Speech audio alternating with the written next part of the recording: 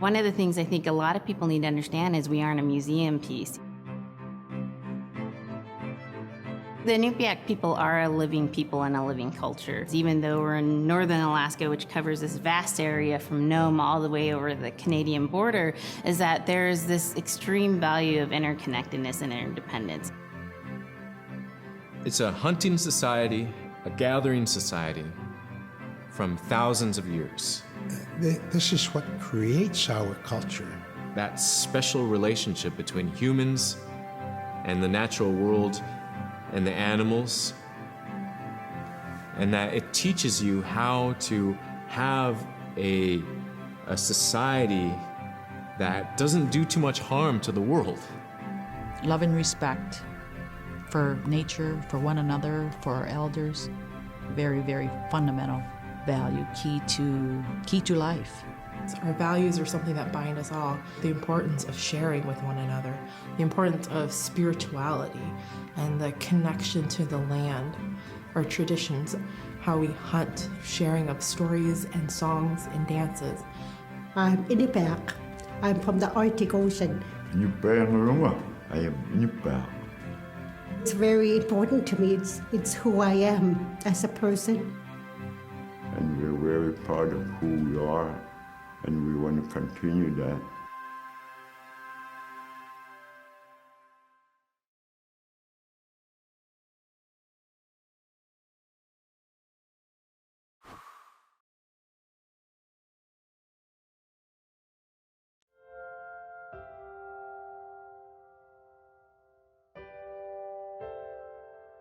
It'd be busy, busy, busy all through the day.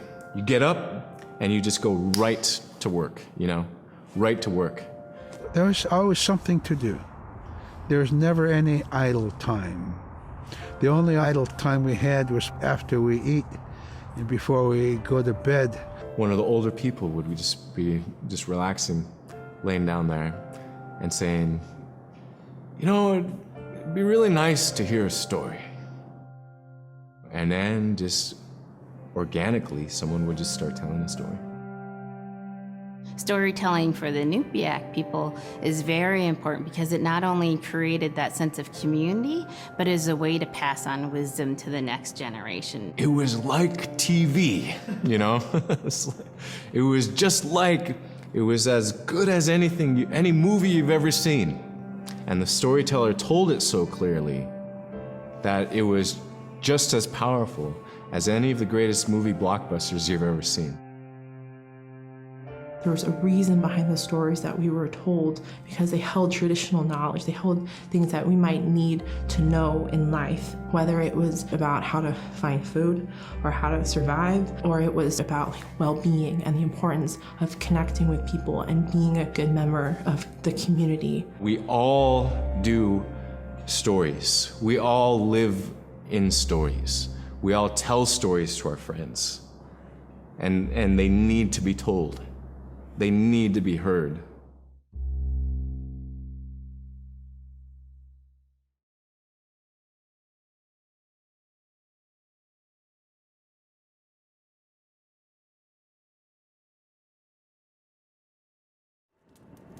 Unip kako te aksitpen. Dalakanirakan nasuk unip kakto kawi rakama. Nive aksiyakarualugo inyone akaniksuk angayukagamanye. Sumitema. Nive aksiyakarualugamune allatuneksak. Asi surakalablune supayanik.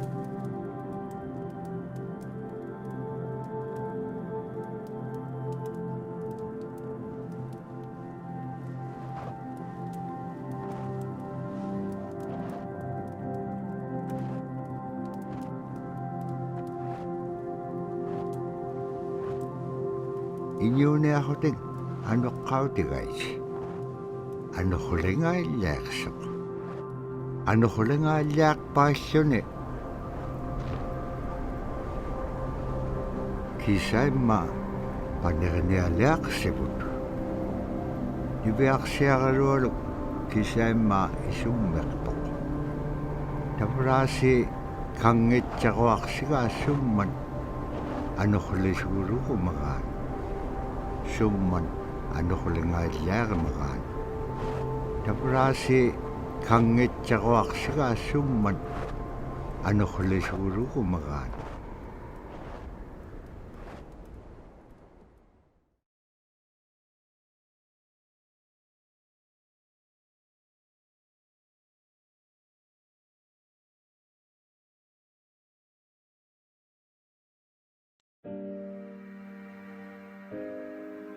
So scrimshaw is this really beautiful method of art that's done either on baleen or ivory, and traditionally it was used to tell stories.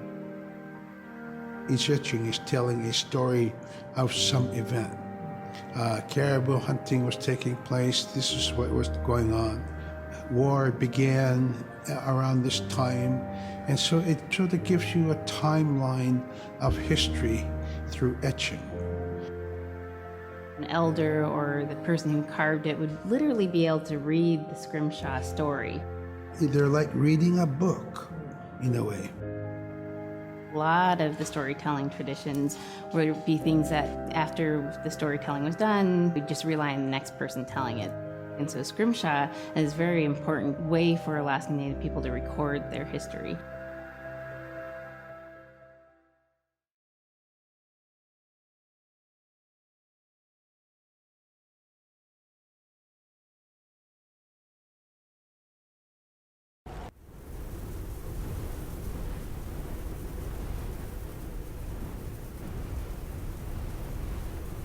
아노홀렉 바이sluni 슈니라가나 쪼군니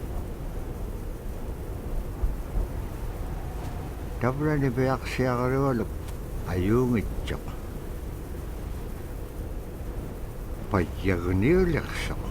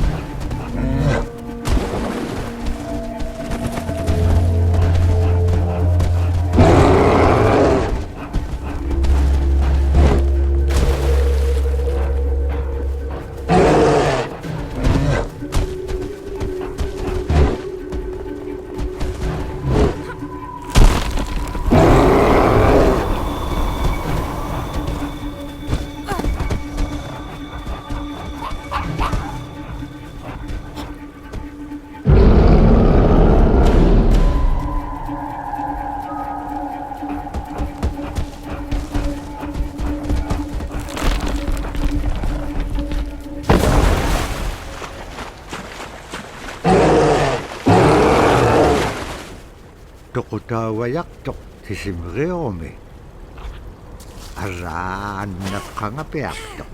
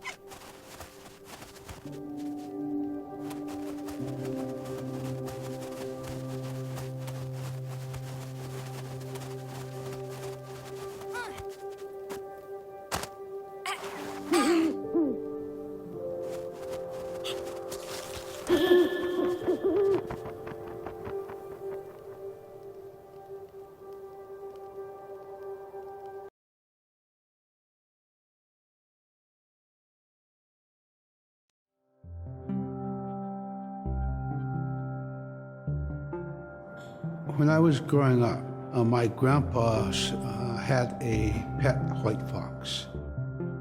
If you're a good friend with a fox, when there's danger abound, they try to keep you from getting into trouble. They pull tricks here and there, and foxes are like spoiled little kids in a way.